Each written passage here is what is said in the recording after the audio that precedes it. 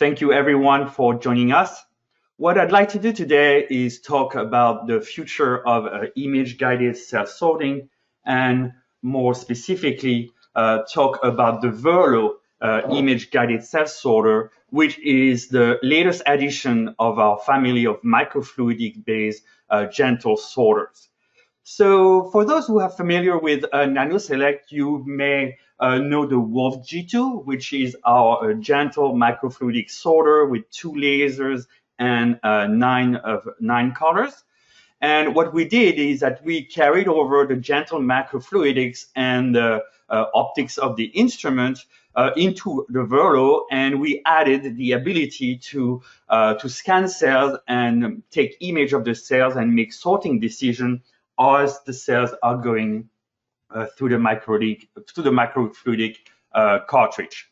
But before we talk in more detail about the VERLO, I'd like to take a step back on, some of the typical challenge any scientist can face doing flow cytometry. As you know, if you're using, a high-pressure droplet-based sorter, in general, cell sorting is not the most sterile techniques, and there's some challenge associated with trying to keep your cells healthy and sterile as you're going to the flow core. Maybe you have some waiting time and actually some high cost to run those samples at the core. So there's a number of difficulties logistically to do this.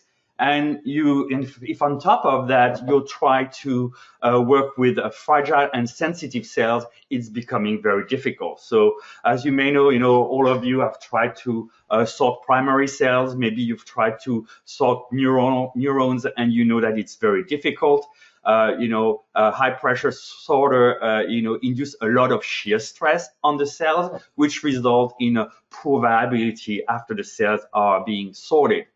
Maybe you've tried to sort some special cells like stem cells that do not like to live in PBS for any time. So the ability to use your special media or your favorite tissue culture media can be very important. We have customers. Several hundred instruments, and some people work maybe in plant biology or marine biology where you need to keep the osmotic pressure of your buffer consistent with what protoplasms need. Or if you're trying to sort critters from the oceans, maybe you need to do your cells your sort in seawater. So with all those difficult sort to cells, microfluidics offer a much better alternative, because the gentle sorting at 2 psi of pressure is actually allows you to get cells with high viability. On top of this, microfluidic cartridge come sterile and disposable. That means, it greatly reduces the risk of contamination. And because we do not produce any aerosol, it's actually safer for the user to use this kind of sorter. As a matter of fact, the Wolf G2 has been installed in many BSL-3 labs under a tissue culture hood, so it is safe for doing infectious disease research, for example. On top of this, we carried over the simpleness and the intuitiveness of the Wolf into the VERLO. It has a small footprint, and because we use disposable cartridge, it's actually very easy to maintain. At the end of the day, you just take the cartridge, put it in the biohazard trash, and you turn off the instrument, and you are done for the day. So this is a reminder of how our Wolf cartridge work, and they're very similar on the VERLO. So what you see here in the middle is the stream of the cells. It goes in this is the sorting junction of the microfluidic cartridge. When nothing is being sorted, it goes into the middle channel. But you can see on the right, as the cells go through the laser interrogation point, a sorting decision is being made. And the Wolf use a mechanical sort system where we use a piezo actuator to push and pull the sort into the cells into the sorting channels in A and B. So this mechanism is gentle, and that's what characterizes the gentleness of the Wolf G2. If you use the single cell dispensing cartridge, we can also dispense cells in 96 and 384 well plate using the in-one single-cell dispenser. As you can see on the left, the wolf is pretty small. It does fit into a biosafety cabinet pretty easily. What you see on the left of it here is the N1 single-cell dispenser. It's an addition and it's an accessory. On the right, you can see the VERLO. It's about twice as wide as the wolf. So you can see it would still fit into the biosafety cabinet pretty easily. It has a dedicated cartridge, which is very similar to the one I just described, with the same sorting mechanism. On top of this, we've added, some temperature control and shift fluid temperature control before the sort, and after the sort, you can dispense. We have integrated the dispensing mechanism into 96 and 384 well plate, as well with temperature control, so the cells are at the right temperature before, during, and after the sort. We also have agitation of the samples, so if you have long sort, your sample can be made at the right concentration throughout the sorting run. So now I'd like to go a little bit more deeper into the VERLO technology and how it works. So first, we offer 2 lasers with 3 label-free channel and 9 fluorescent imaging channel. So we actually have 2 collinear lasers, 488 and 561 nanometer, which allow us to do some conventional cytometry, where you're just going to create your dot plots and your gates, isolate your population and sort them. But on top of this, we added some imaging capabilities, and the instrument is going to take a total of 12 images for each cell. So we have 3 label-free images, the brightfield, forward scatter, and back scatter image, as well as 9 fluorescent images, 5 out of the 488 lasers and 4 out of the 561 laser. What we're looking at here is some lymphocytes that have been stained with CD45 and a variety of fluorophores. Here is actually a little bit more detail on how the optical configuration instrument work. So one key element here is the acousto-optic deflector. This is basically going to take the laser and scan the laser on top of the cells as the cells are going through the microfluidic cartridge. And on the backward detection side, you can recognize the standard configuration of a flow cytometer with some dichroic mirror, bandpass filters, and PMTs. One thing I want to say is that here we have a PMT on the 488 laser that allows us to get the back scatter image. And then on the front side of the detection, we're going to have a beam splitter, a couple of spatial filters, which are going to allow us to get a forward scatter image and a bright field image for the instrument. So the way it works is like the laser is scanning the cells as the cell is going through the microfluidic cartridge. As you can see, we're alternating the blue and the green lasers to form the image. So for each channel, we're going to record some waveform and we're going to reconstruct those images. So each image is 64 by 64 pixel and covers an area of 40 by 40 micron with a resulting resolution of 0.63 micron per pixel. And once this is done, each of the image that is being acquired will be analyzed, and we're going to extract the imaging feature that we're going to be able to plot on the standard 2D plot that you're familiar with in flow cytometry, and we're going to be able to draw those gates. So instead of just making plot on fluorescence intensity, now we're going to make plot on morphology parameters. And once the sorting decision is being made, we're going to use the exact same mechanical sorting capabilities of the cartridge, very similar to the wolf. I'd like to spend a minute on what actually are the image features that are extracted by the VERLO in order to make sorting decision. So we're going to be looking at things that allow us to look at morphology of the cells. So things relating to cell size with the area and the perimeters of the cell, so you can see small and large cells, as well as some cell shape with a major and minor axis, some aspect ratio and eccentricity. This one is going to be very important because we're going to be able to use some of those parameters to discriminate between single and doublet cells, which can be important in some sorting scenarios. Of course, we have a range of intensity measurements. Those are similar to the one you get in conventional flow cytometry. Those are going to be used to develop all the cell-based assays that you need on the instrument that are based on dyes of fluorescent protein. One thing I'd like to point out here is that because we offer 2 lasers and 9 colors, some assay that you have developed in the lab can readily be run on the VERLO. You don't have to reconfigure your assay. So that's very convenient to be able to carry over those assays straight away.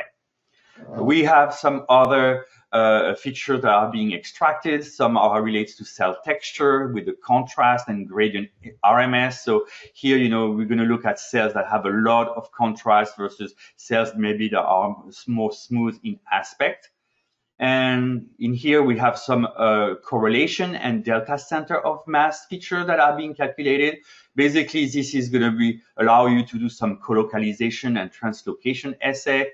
And we're going to spend a little bit of time looking at immune synapse. This is an example here of a multicolor doublet that we can look at the correlation and the superposition of the fluorescent signal between the different cells. And we're also going to have some spot counting that can be used for phagocytosis or the detection of punctate spots. The instrument comes with a software called the CellVantage on the lower left here. And if you're familiar with the WRF, you also know the WRF viewer, which we use as a base to derive the CellVantage software to run the VERLO. Both software are intuitive to use for experienced and novice user, and they offer a lot of integration in terms of cartridge setup, using workflow to set up the instrument and calibrate the instrument, and not very many menus where you can get lost. From the WRF viewer, we carried over 2 important features into the CellVantage. We have a compensation matrix. That means that all the 9 fluorescent images we will acquire on the VERLO will be compensated automatically. So that's an important step if you're trying to run some complex assays. And we also carried over the index sorting so that if you're doing cell line development and would like to know where your cell come from, you're always going to be able to go back and look at the image of the cells you dispensed in that well. But more importantly, the hallmark of image-guided cell sorting is really to be able to look at the cells and look at where those cells are in your plots and in your gate. And obviously, we've all got very used to look at dots on a dot plot. But it turns out that sometimes, you wonder, what is the population of cells doing in a little corner over there? Well, now you have the ability to look at your cells and try to gain some insight as to what those cells are or what they are doing. So it's going to be very important moving forward to develop assays for the VERLO. The instrument generates quite a bit of data. So the CellVantage software, goes on top of a SQL database that is on the computer hard drive that remembers all the sorting experiments and all the runs that you have done. But the data that comes out of the VERLO is actually initially stored on the hard drive of the computer. The file format for the data is either FCS or ICE. But at the end of the day, you're very likely going to have to offload a little bit some of this data on a NAS on your network because to free up some space on the hard drive to run the instrument on the next day. And here, this is a very crude calculation. When you look at the VERLO data stream, we can acquire 2,000 events per second. And with a total of 12 16-bit images, that can generate, as much as 1 terabyte an hour. So this is a lot. Of course, we don't expect every single round to be 12 images. You're going to have the ability to select the data. So maybe you're going to do 2 or 3 colors. That's most likely what people are going to be using the instrument for. But you have to be aware that this instrument generates a lot of data, and you have to establish a data management solution in the lab as you install the instrument. So now I'd like to move into the application part of the presentation. First of all, probably by far the most interest we get for the VERLO as for label-free imaging application. And what I mean by that is that increasingly scientists are unwilling to stain the cells, use any dye. We all know that for any kind of a cell therapy scenario, it is not good to add all sort of dyes and labels. So the ability to look at your cells and maybe sort them is very interesting to a lot of scientists. So here what we're looking at is a bunch of different cells, some HeLa cells, MCF7, or some iPSCs that we can look at just in a label-free manner. One of the top applications for label-free sorting is actually doublet discrimination. So if you're trying to clone your cells, you want to ensure that you deposit a single cell in the well in order to get a clone. It is good to note that you have some assurance that you deposited a single cell. And so what we're doing here is we're using some of those morphology parameters like the area and the aspect ratio to differentiate between the single cells and between the doublet cells. So those are different examples for each of the 3 the brightfield forward and backscatter channel, and it is very easy to collect this information. And with the index cloning, once you get a nice clone, you can always go back and ensure that to have a picture of the single cells you deposited in the well. Another application for label-free sorting is actually for tissue culture cleanup. So here, this is an example of iPSC colonies. You are probably very familiar with the way they look with those tight colonies. And, every time you get some of those cells that start growing and start differentiating. And the current process is very tedious. You're going to excise those cells manually, trying to keep your iPSC culture kind of clean. So this is a challenge. It's time consuming. And what we're proposing is to do this using the VERLO Image-Guided Cell Sorter. And so to do that, we're going to define a label-free gating strategy to identify those undifferentiated cells. And in order to set up this gating strategy, in this example here, we're going to use cells that have been stained with TRA160 in order to verify what we're doing. So here we're looking at those undifferentiated cells that have, high intensity in TRA160. And you can see that, we have a little shoulder here, cells that start to differentiate, and or those cells that have lost the TRA160 stain. So on the label-free front, we're going to be using here the area and the aspect ratio to identify our cells and our single cells. But on top of that, we're going to look at the roughness of the cells, which we think is a very important morphological parameters to identify differentiated and undifferentiated iPSCs. And of those cells that we have gated here, we can confirm that 86% of them are positive for TRA160. So if you carry over the sort of those cells, you can see that with a low roughness, those are the cells that are differentiated. They tend to be a little bit smaller and a lot smoother as opposed to the undifferentiated cells here that have more textures inside the cells. And when you look at those cells pre-sort and post-sort on the microscope, you can see here on the lower hand, on the right low side, that the cells are all positive for TRA160, so therefore sorting undifferentiated iPSCs. So we're going to use this sorting, this gating strategy on another sample of differentiated and undifferentiated iPSC, once again sorting the same cells. And what you can see is that we've been able to sort iPSCs with very high variability. This is due to the gentleness of the VERLO using the microfluidic cartridge.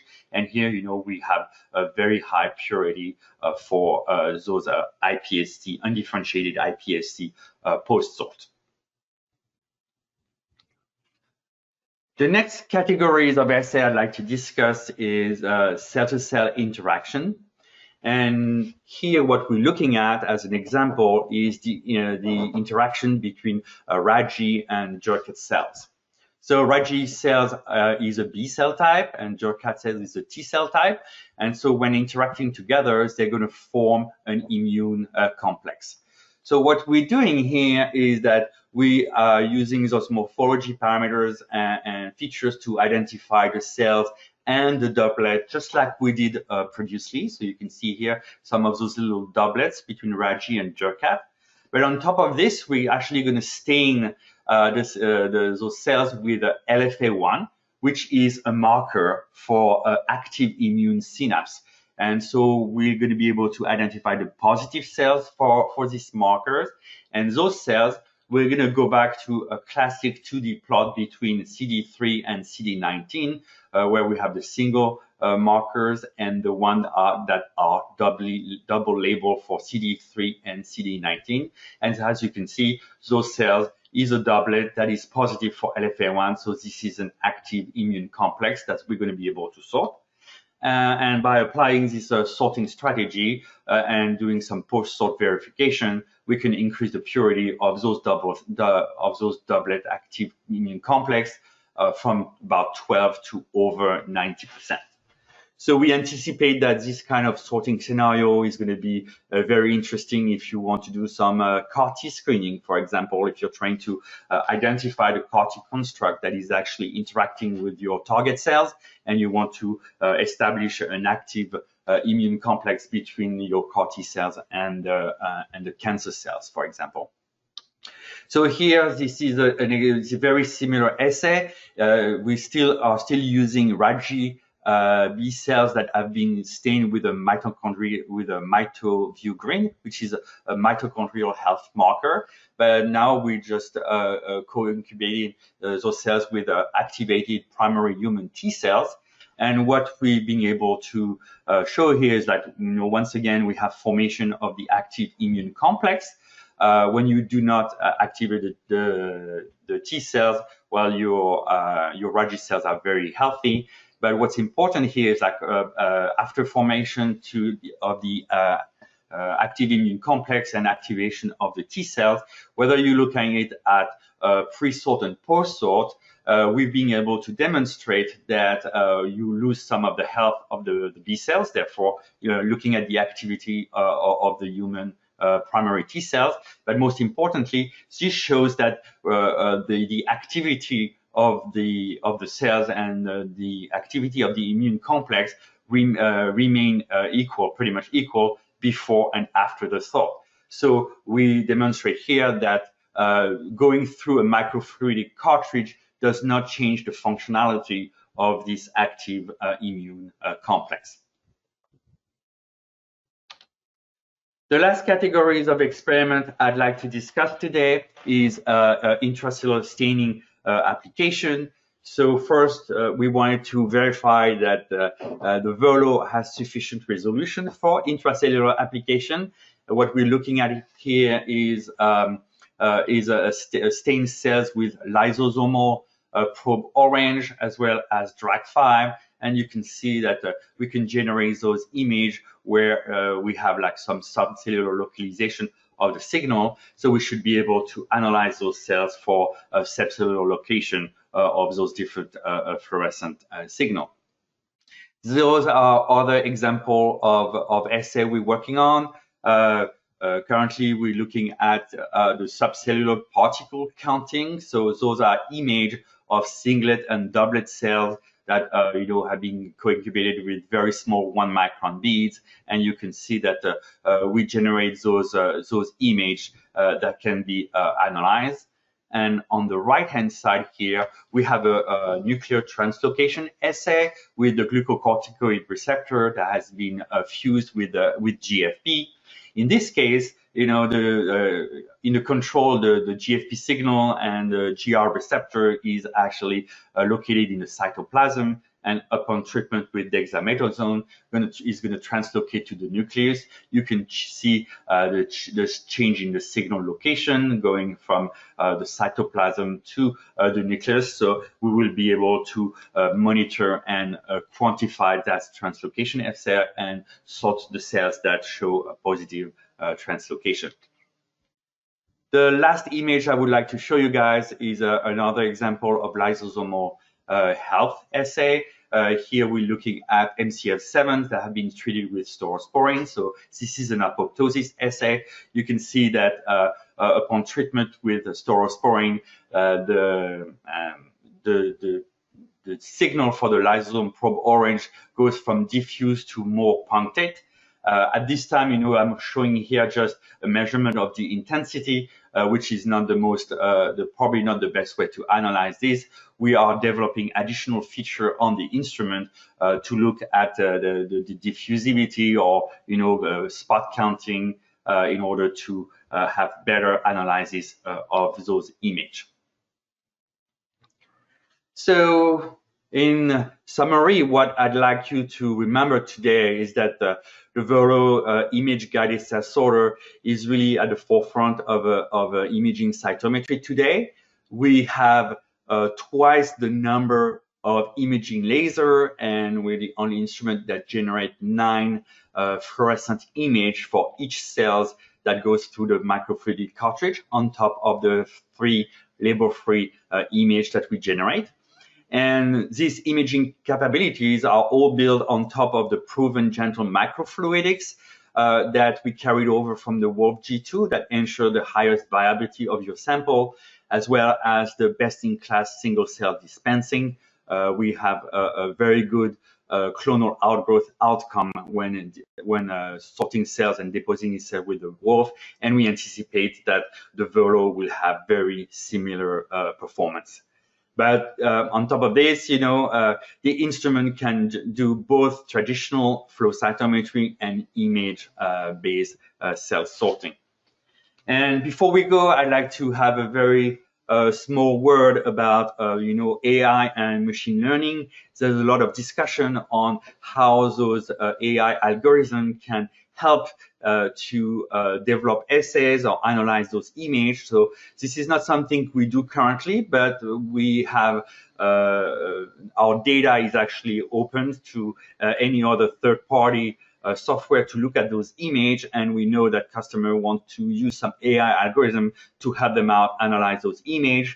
We can anticipate scenario where because those kind of instruments generate many parameters, just to use AI to guide and help the customer and the user to develop their sorting strategy for any kind of cell. So if you're using a model where you know already which cells you want to sort using a fluorescent marker, for example, but then you're just trying to figure out which label-free parameters you should be using to develop your gating strategy, maybe you can use AI to help you out, and it will provide you the ability to verify what the instrument is doing before you apply it without any dye.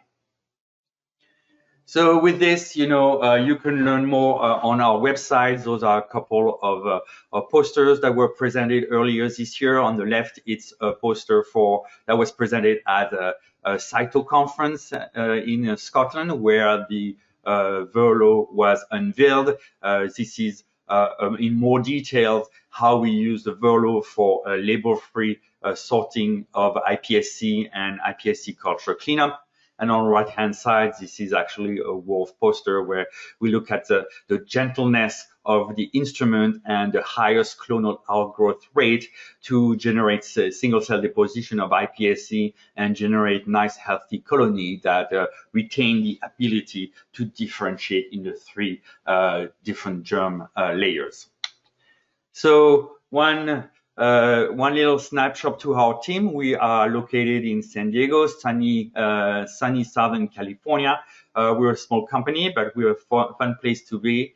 And we are very much looking forward to bring this platform to the market very soon. So with this, I'd like to thank you for your attention today. I'm very glad I got a chance to talk to you, and I would be very happy to take any question you might have. I'm just gonna go ahead and so thank you for having those questions coming in.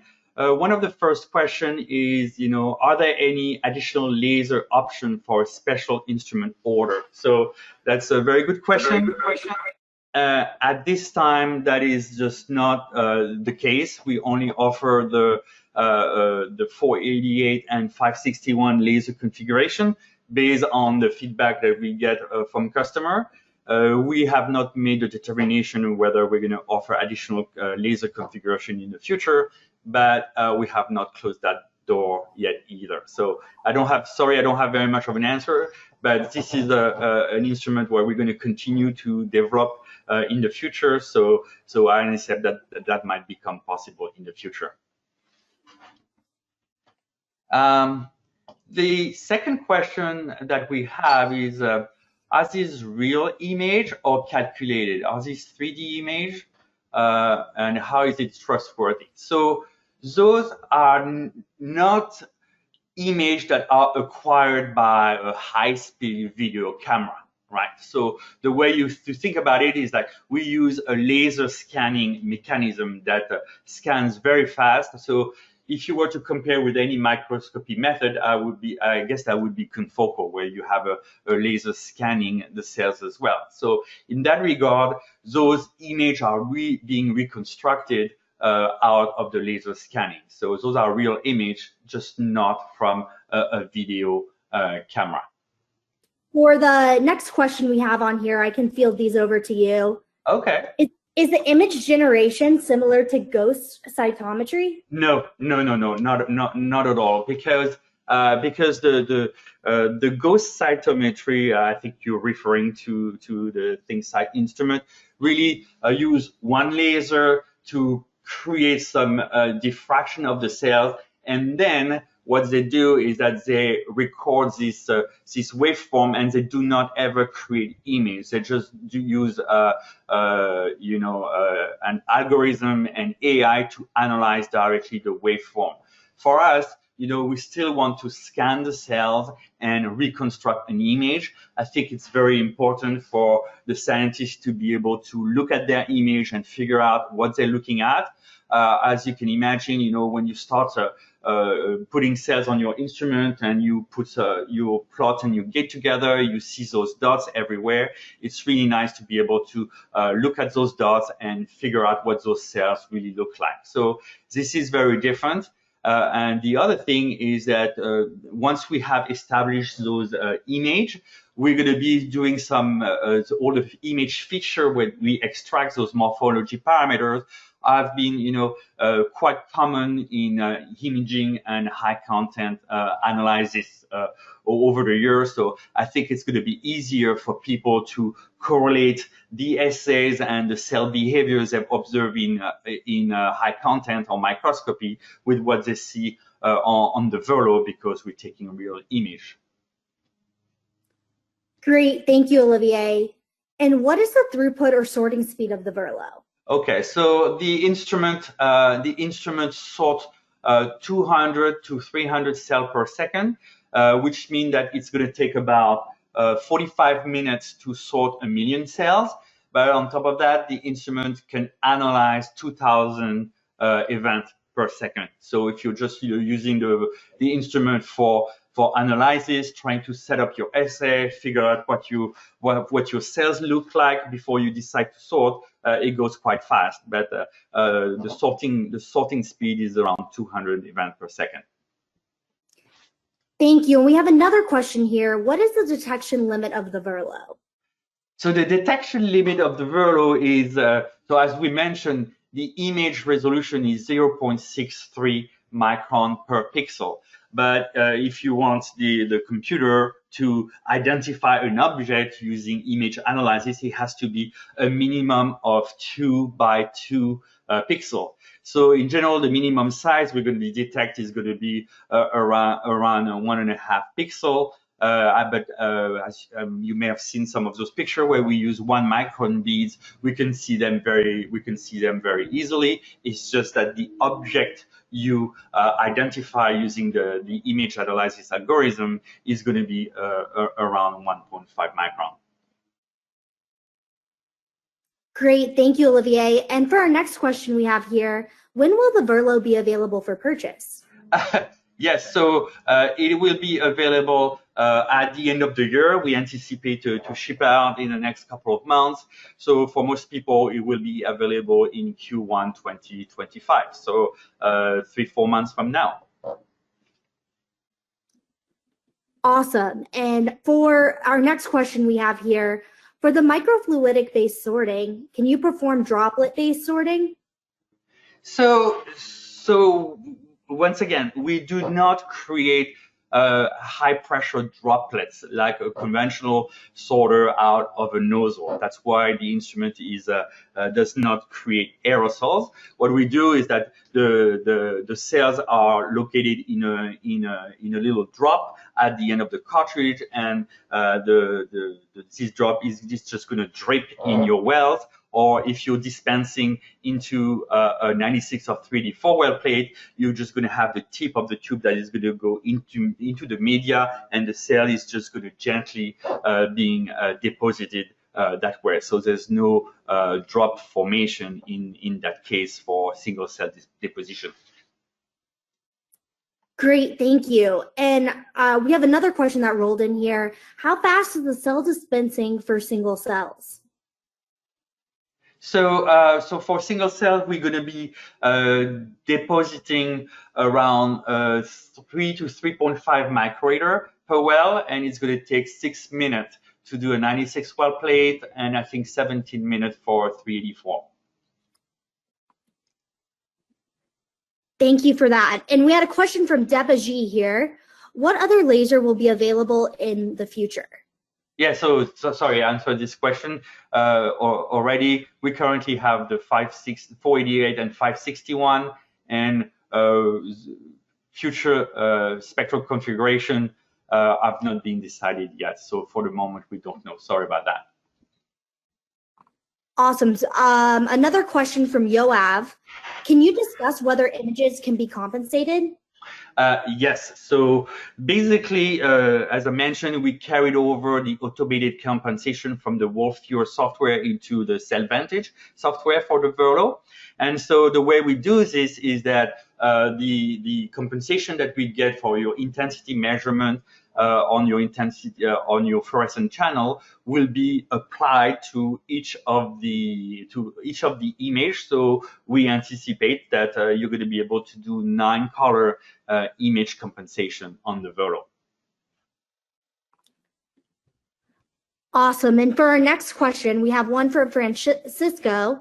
Is it possible to sorting in different tube formats or only in a 96 well plate? No. So thank you for asking. I should have been more clear. We sort in 96 384 well plate, but we also sort into 5 ml, the 5 ml fax tube, the 1.5 ml Eppendorf, as well as 50 ml Falcon tubes. A question from Mitch here. Are you able to sort one population at a time? We sort 2 populations at a time. This is 2-way sorts. So as you remember, when you look at the little video of the sorting junction, the discarded cells goes in the middle, and we have 2-way sort A and C channel. Thank you for clarifying that. And Svetlana asked a question. Do you need to use the new cartridge if you plan on doing analysis only?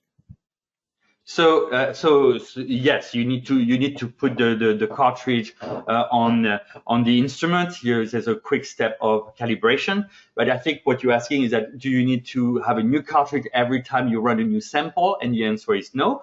You can actually run the cartridge for most of the day. I think 6 to 8 hours. And what you're going to do is like flush the cartridge between sample and add the next sample. So, and you're going to be able to look at all your sample throughout the days. So, for example, if you're going to be doing some multicolor assay and you require some compensation, automated compensation control, you're just going to first calibrate the instrument real quick, then run your sample, your FMO controls, and then you're going to be able to run your sample all on the same cartridge. Thank you. And we have a multi-part question here from Kathleen. Are images compensated before sorting? Is compensation done on the whole cell, or is there a spatial resolution so an uneven staining, like a very bright spot, will be compensated at a higher level so it won't show up in images in other stains? So I know the image are compensated at the whole image level. So the way we do this is going to be the same way you compensate like a fluorescent channel on another cell sorter. Is the whole image that's going to be compensated. We don't compensate at the pixel or some subcellular location area. Great. And another question that just rolled in here from Mitch, what is the maximum sort rate? 200 cells per second. And looks like we have a few more questions. Rainer asked, what about the image resolution compared to microscopy or microscope? So the image resolution is 0.63 micron per pixel. I think because we do not have optics for a lens and a video camera, it's not exactly like you can provide a magnification of the instrument. But I think it's going to be, if you look at the aspect of an image and you compare to a standard microscope, just visually by eyes comparing, it's probably going to be between 20 and 40x. So if you want to have some ballpark magnification. And last question we have here from Berend, can the VERLO be used to analyze extracellular vesicles? So we have not been able to analyze EVs on the wolf. They're very small, and we haven't tested on the VERLO, but at this moment, we do not anticipate to be able to do that. Great, Olivier. Thank you so much for that wonderful presentation and question and answer session.